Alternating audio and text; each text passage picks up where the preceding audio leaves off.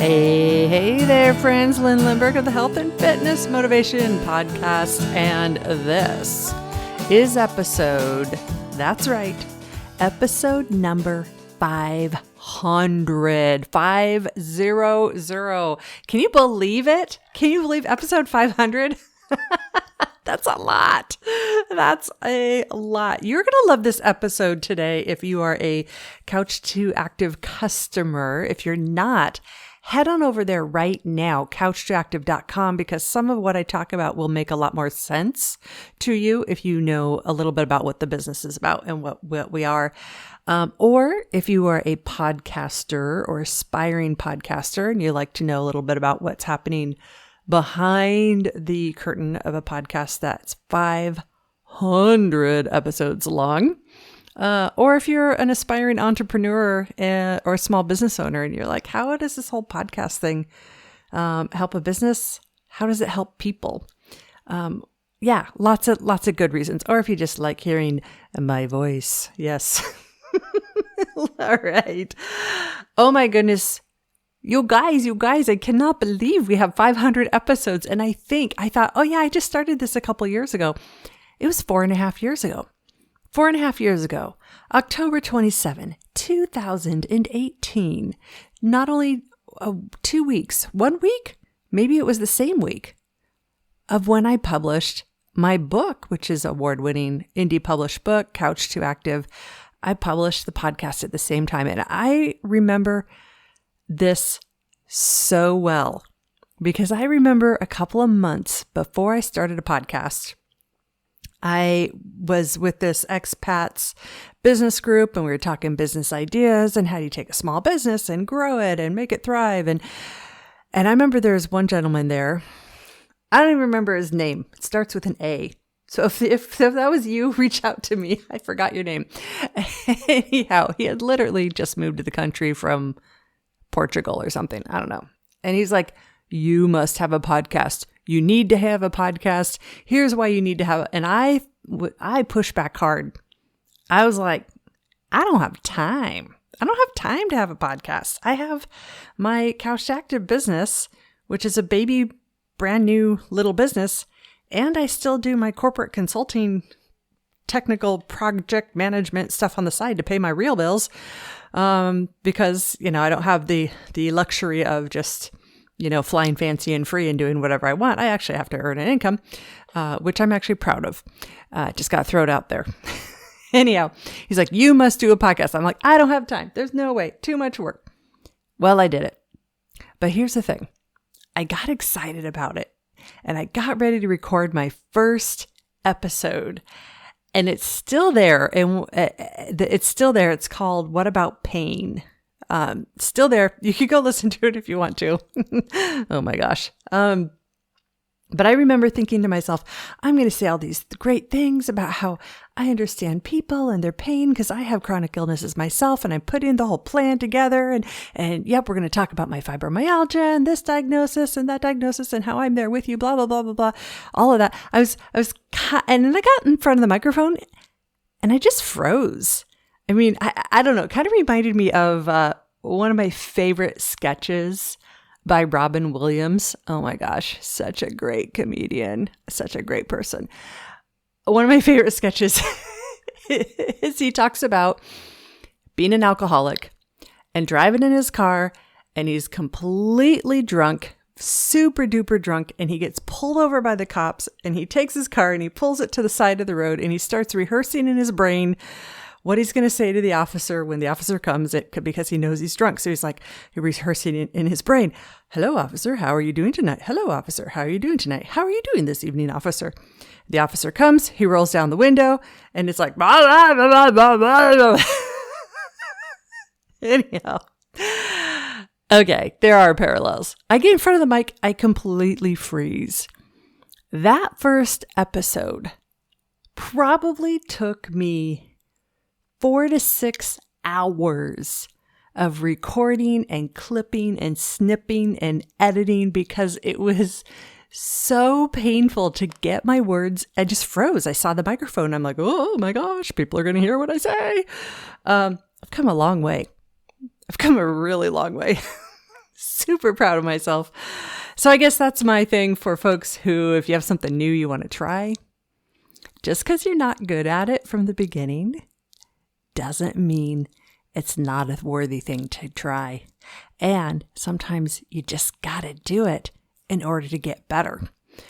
So I go back and listen to those first 4 or 5 episodes, and you can hear, if you listen really carefully, you can hear, we did a pretty stellar job of clipping it all together, but you can hear it's clipped together. If you listen for it, you'll go back and be like, oh my gosh, I can hear it. I can hear that like unnatural boop, boop between sentences. A little different from this one. That's just like, what the heck? I'm just going to talk.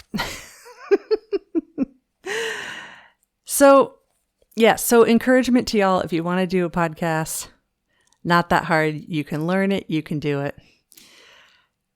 That was my first episode 4.5 years ago. Since then, I've been able to bring in some really cool people, nutritionists. I brought in Alan Meisner of the 40 Plus Fitness podcast, which was one of the biggest fitness podcasts out there. He had me on his podcast, a little podcast sharing going on. Brought on the shiver size, the faster size people. Oh my gosh, very interesting, very funny. Brought on people exercising through grief. Brought on, I've got in the queue, I'm hoping to get her a blind mermaid. And so her exercise is swimming as a mermaid, and she's blind. I'm hoping to bring her in soon. But just so many things. I had we did a series of episodes about all the diet fads. So I think it was 20 episodes on 20 different diets.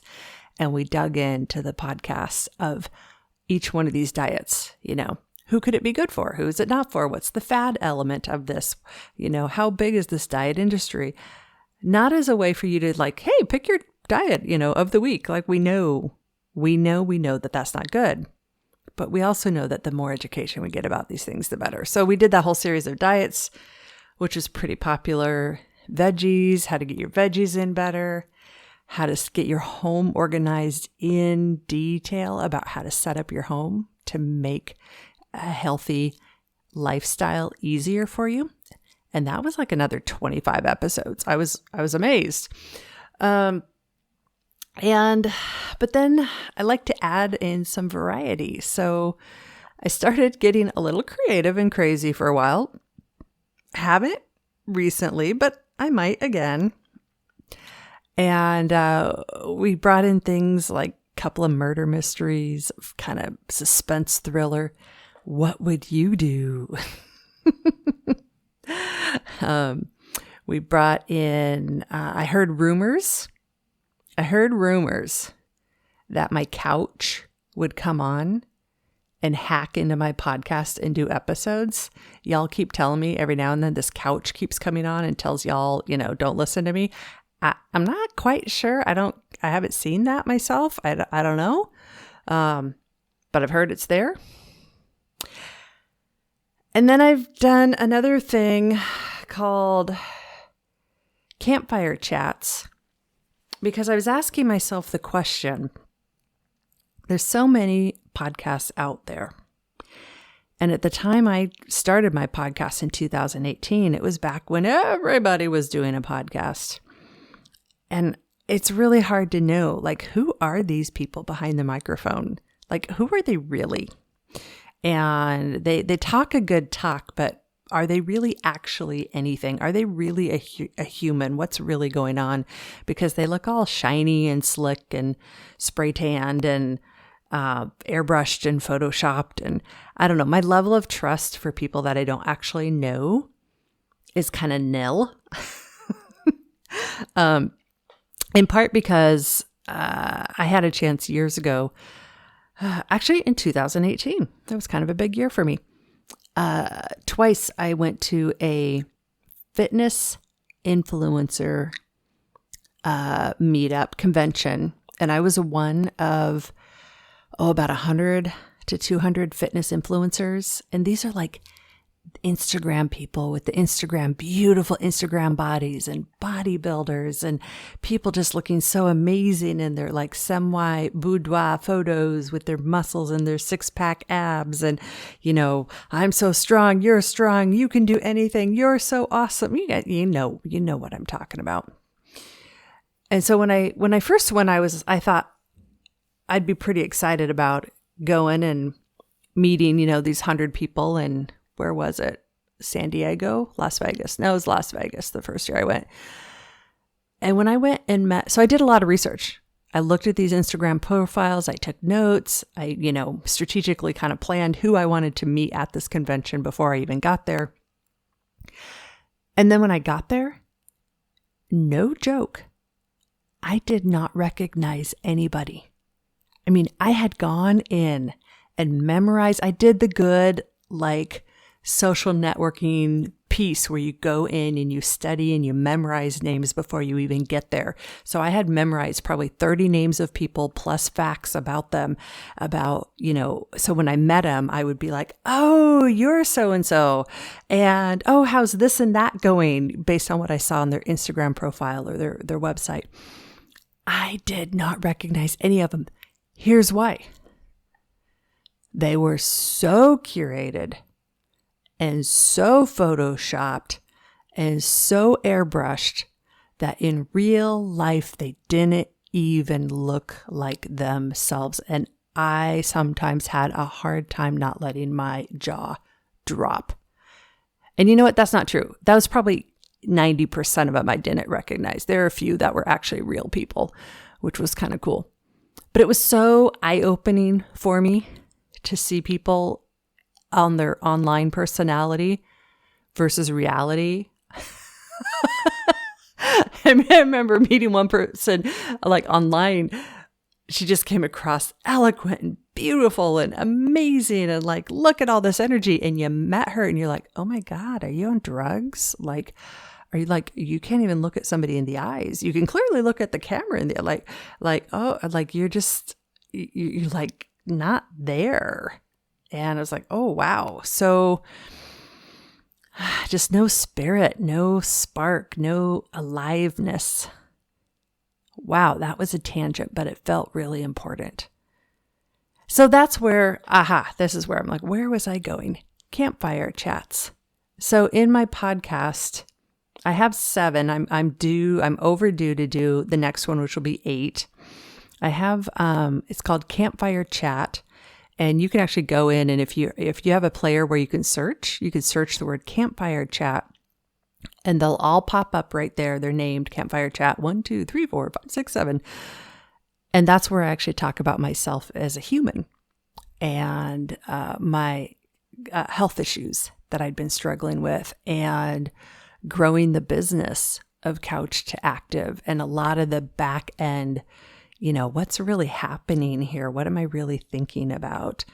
One of the Campfire Chats, I even talked about my weight because you guys know I'm way public about too many things. In 2018, when this podcast launched, I also got really sick and I had 3 or 4 years, 3 years of just weird, random, like, I wasn't breathing well. This is pre-COVID, before we got twitchy about not being able to breathe. I wasn't breathing well. I got this colitis symptoms, which when you're a woman, we don't like to talk about that, but I do on my podcast because somebody needs to blaze that trail. And fibromyalgia, lung issues, and I was sleeping 15 hours a day.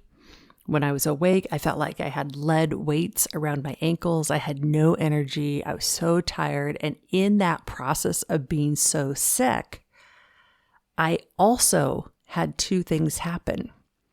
One, I watched and managed and controlled and tracked the food I ate more closely than I had ever done in my entire life. I mean, we're talking like I had one streak of like 6 months where every single thing that went in my mouth for 6 months went in a tracker. It was also during that time that I gained 50 pounds. That's right, 50. And I know women were not supposed to say those things out loud, and people get twitchy about it. I don't care. For me, I put it out there so you know you're not alone. You know these things happen. It's a part of life.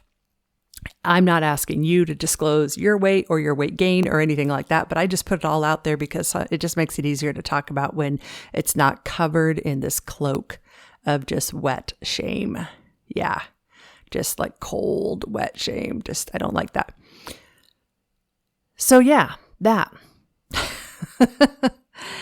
So I worked with nutritionists and a whole team of doctors and spent a couple years clawing my health back, still producing podcast episodes, still doing coaching with folks one-on-one, because I could still sit on my derriere and coach people because my head knew what to do. My body couldn't do it anymore, but my head knew, so I could still coach really well.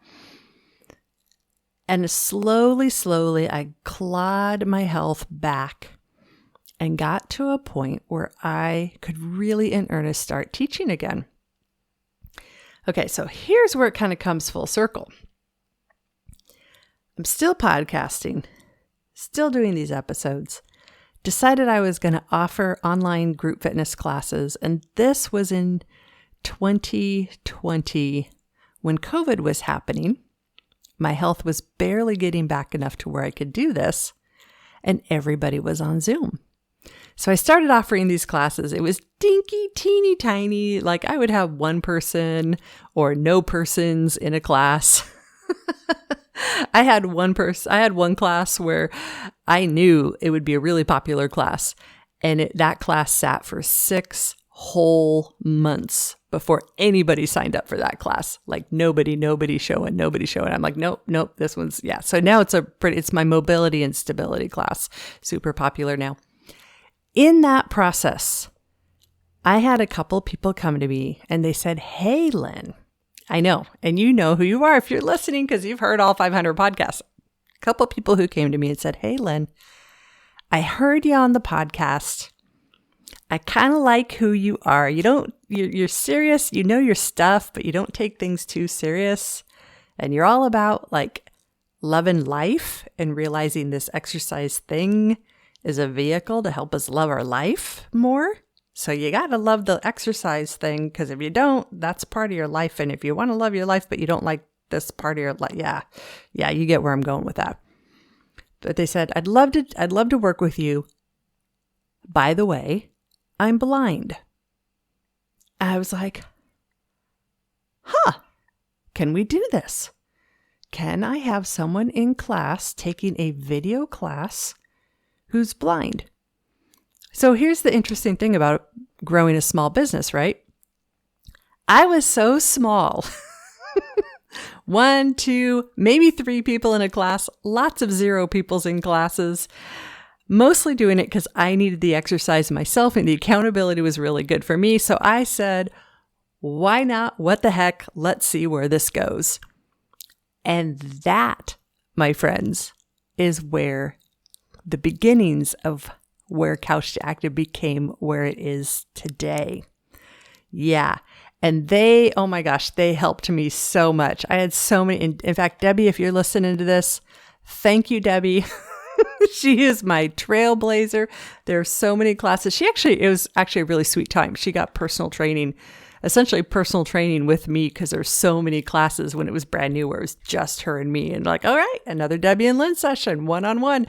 She helped me figure this out and work through, like, how do I explain these exercises so you can do it and we can keep it moving and rocking and rolling and grooving, without getting bogged down in the instructions. That was 2.5, almost 3 years ago. Is that right? Jeez, time flies. Fast forward to today, because that dude, which I can't remember his name, maybe it's Andreas, I don't know, said, "Lynn, you need to do a podcast." And because I actually was willing to do it, even though I sucked at the beginning, and because I decided to offer these classes, and somebody who was blind was willing to try it out because they'd heard me from this podcast. Today, we now have a thriving little business. We have 13 classes every single week. We have 3 instructors. We have between 4 and 17 people in every single class. We joke that the days of one-on-one classes are like long gone. That doesn't happen anymore. And it's just awesome. It's just really super cool. And it really all comes back to the podcast, because that audience had heard me through the podcast. Because I'm not that smart. I would never have been brainstorming, business ideas. I think I want to do a fitness business because then I can exercise. Okay, let's do online ones. So then I don't have to go to the gym. Selfish. I know. I'll own it. But I would never have been and let's teach these classes, these video classes, to people who can't even see the video. That doesn't whiteboard well. I would never have come up with that on my own. Here's the thing though. I absolutely adore how this came about, because we haven't grown into a business that is online fitness targeted just for someone who is blind. You don't have to be blind to do these classes. It's for anybody. It just so happens that I have quadrupled down on making sure that every single thing we do is accessible for the blind. And so if you have low vision, or are legally blind, or are completely blind, or you have 20/20 vision, it doesn't matter. You can come and you can fully participate from the comfort of your home in a way that's safe and sustainable.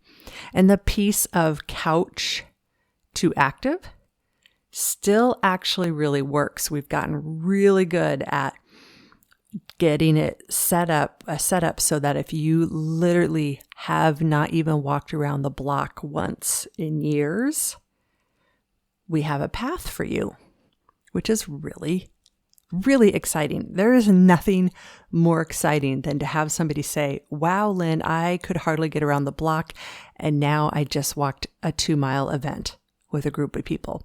Or, wow, Lynn, my knees used to kill me. These are real stories. Used to kill me getting laundry out of my dryer, and now I can do it and it's not a big deal. Or, wow, I just moved and my back didn't go out and I was able to move boxes around. It's super, super exciting. And the episode just from that last one, Mary's story about her walk, that was pretty exciting too. So 500 episodes. Yeah. We're going to keep going. We're going to keep marching. And I want to talk a little bit, though, about a couple of my failures. Not really failures, but things, just getting real. And then I'm going to make a prediction of what 2024 is going to bring us in the podcast and the business. That's a little scary for me because, what if it doesn't happen, right? But that's goes back to the failures we got to talk about, right? So one failure, or not really I'm just going to call it a failure and then you can label it whatever you want. I don't care. Is doing this kind of a work. I had to do an incredible amount and still do a mindset work. Who is Lynn to be doing this kind of a thing? Who is Lynn to be owning a business? And who is Lynn to be leading this group of people? And part of it comes from my childhood, and I'm not quite sure how or where it came from. I really don't think it came. Yeah, now we're getting to therapy territory. But I was raised where when I grew up, I had it in my head as a high school kid. I had it in my head that I was going to go to college to get my MRS degree. Mm-hmm. Yeah. Uh-huh. Yeah, you know where this is going. And to get a college degree that would be a backup in the case that my husband died and I was a widow and I would need to get a job. Well, if you guys know me, that has not been my path at all. I have 25 years in corporate, high tech, Microsoft, Boeing, AOL, Starbucks, Washington Mutual, lots of years at T-Mobile doing high-end senior program management stuff. So that has not been the path of my life at all, not even remotely close. But I still had this whole mindset of the subservient helper role. The subservient, like whatever anybody says, yes, ma'am, no, ma'am, absolutely, ma'am, yep, I'll do it, yep, I'm a good girl, yep, I'll do whatever you say. That's been a lot of work I've had to work on, working through and working out of that. And I think, unfortunately, it's held me back in some ways because there's times where maybe I didn't make a phone call I should have because I was chicken shit. Who am I? Who am I to call this person or do this thing? But I'm getting better. I'm getting lots and lots of better. Yeah, so therapy's a good thing, y'all. Another thing, trying to do too many things at once. So this is the entrepreneurs. If you want to start a small business because you have all these great ideas, well, guess what? All your great ideas don't just stop when you start a business. There's more ideas and more ideas. I could do this. I could do that. I could, I could build courses. I could build mini courses. I could do, it just goes on and on and on. And so I wasted a lot of time building things that I never sold. I have my second workbook written and drafted completely. I have another workbook that's been published, but it needs another scrub. And then that could go out. Never finish it. Just sitting there, like literally simple food plan workbook, just sitting there, draft. Nobody's ever seen it. The cover is beautiful though.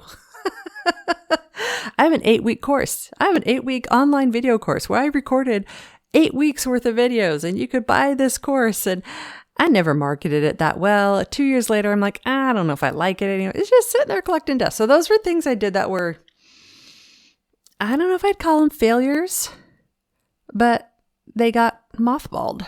Yeah. So I also, I'm just going to call them failures, whatever, who cares, is one of my other things too, is I'm a huge extrovert and I tend to assume that everybody else is also. And I forget that I'm a huge, huge, huge extrovert. And pretty much nobody else is as extroverted as Lynn. I mean, I'm in the top 5% of extroverts. And so the products I've got so far, like live online group fitness with an extra 15 minutes at the end so you can hang out and talk with your friends. Because wouldn't everybody want to hang out and talk with people in an online class that they don't know very well? Like that would be great. Actually, it is pretty awesome. But that's not for everybody. And so I have missed a huge segment of population of people who've requested this service, and I poo-pooed it because I was like, who would want that? And that is basically a self-serve bank of resources where they never have to talk to me. Egads, how dare them? Where they never have to interact with a human. All they have to do is go on the website, put in their credit card, get access to the Get Started pack, and then they've got videos that are completely accessible for the blind and accessible for you if you're sighted. That's just a bonus if you're sighted. And a Get Started guide and help you get all just up and going couch to active, right? I don't know. I had my ego, the extroverted side of me was like, no, they can't do it without me. I must touch every client I have. I must actually physically talk to them and get my voice waves live over. Like, yeah, I'm almost embarrassed saying that out loud. Jeez. So that was one of my failures. I'm working on fixing it, and I have a draft coming out soon. We are going to have a Get Started pack where you can buy it and you don't have to interact with me at all. You can do it anytime, 24/7. And you know what? Honestly, part of the reason I didn't do this initially too was because I thought like, wow, that's what everybody's trying to do. Everybody's trying to get a product where they don't have to interact with the customer. They can hide away from the customer. So I was like being judgmental of people who would hide from their customer. And I was like, I don't want to be that person. But then when I realized later on down the road that actually when it comes to the world of fitness videos specifically, there are millions of them on YouTube, but if you are blind or you have low vision and you can't see the screen, or if you have a sore neck and you can't turn your neck to the left to see the screen, or if you want to do some of them at the gym, so you have your earbuds in and you can't be looking at the screen, or you don't want to wear your glasses and look at this workout video on a little phone. Like any of those scenarios, the videos on YouTube suck because a lot of them do decent, kind of, sort of, you can follow. Like seriously, just look at any workout video on YouTube, pretend you're blindfolded and try to do the workout. Yeah, it doesn't exist in a way that's really meaningful. So I'm going to put that product together. A bank of videos that are totally accessible, where you can really, in earnest, make progress and get strong and have a plan and do this thing and do it anytime 24/7 and not have to wait for a live class. So, so that was kind of my failure and trying to turn it into something that's more meaningful for everybody. Okay, so January 2024, almost February. By the way, we have a February challenge coming. Join me. Head on over to the website, couchactive.com. Check it out. January 2024, all the way through this year. Here's my prediction, which makes me a little nervous. I predict that Couch to Active, the one product I just told you about, the video bank, the getting started, and then the live classes, I predict that it's going to grow exponentially. Like right now we have 13 classes a week. I think we're going to have closer to 18 classes a week, maybe more. Right now we have 3 instructors. I predict we're going to have 6 or 7 instructors by the end of the year.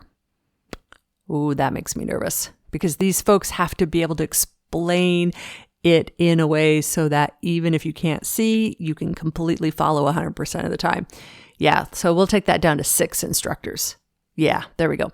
That makes me feel a little bit. 7 makes me a little twitchy. I also predict that we'll have more workshops available for folks. And by the end of the year, this business will be thriving enough that I'll be confident that it's my forever full-time job. Because today, my entrepreneur friends, and I'm open with this with my clients when the subject comes up, is I go back and forth. I work Couch Active full-time, and then I go and I take on a corporate consulting contract gig to, make some bank. And then I go back and work Couch Active, and then I go back and I work corporate gigs. So I go back, I play in both fields. But you've heard the platitude before, if you love what you do, you never work a day in your life. That really is, for the most part, Couch Active. Now there's some things like, doing the taxes and, business reports and stuff like, that's not like loving my life. But for most of the core of the business, it really, truly is. And you've also heard that the question, like, if you could, would you do it for free? And I say, I have done it for free a lot. Not if I could, I would say I have. Because it took a long time for the business to even get profitable at all. And then, now it's got to grow and scale even more to be able to become the full-time gig. And I own it. I totally own it. People get it. They know, they see how many people we have in classes, and they see the pricing on the website. It doesn't take much to do a lot of math to realize we got a little ways to go to scale this thing. But my prediction is by the end of January 2024, I will be able to breathe easy and know that this is my gig. And I'm super excited about that. Wow, that makes me a little nervous saying that out loud. I don't know why. Maybe skin in the game? Something? So, anyhow, 500 episodes. They're all still out there. And I've actually heard from folks they're actually fairly binge-worthy, which just makes me chuckle. But I think it's great. I mean, there's a lot of good stuff in there. So I hope you go through, do a ton of listening on these, because there really isn't much overlap or much repeating at all in them. And we will continue on to the next 500 episodes. Thanks for being there, y'all. And if you are one of my folks who has listened to more than 100 episodes, let me know. I would love to hear from you. If you have any topic requests or anything, just let me know. Otherwise, we're going to just keep plugging away. We're having a good time. And I'm getting more bold. I'm getting more comfortable in my skin in my old age, because I'm turning 50 this year. Turning 50, 500 episodes, rocking and rolling. Alrighty, friends. We'll see you more. I have another episode coming up tomorrow. Can you believe that? Yeah, you'll see why when tomorrow comes on February 1st. Have yourself a fabulous day, and we'll see you soon. Head on over to couch2active.com.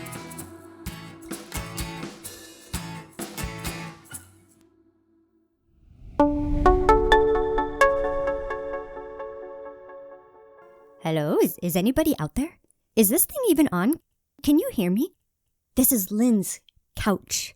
You know me, the blue velvet couch on the cover of her book. Yes, this is me. I believe I have just successfully hacked into Lynn's computer, and on behalf of all couches out there in the world, I have a very important message for you. But I must be quick because Lynn will be back any moment now.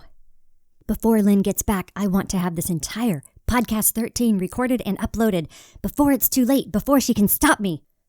It's urgent and important, and I must be quick, so listen carefully to episode number 13 of the Couch to Recliner podcast. Please, is there anybody out there who can help me?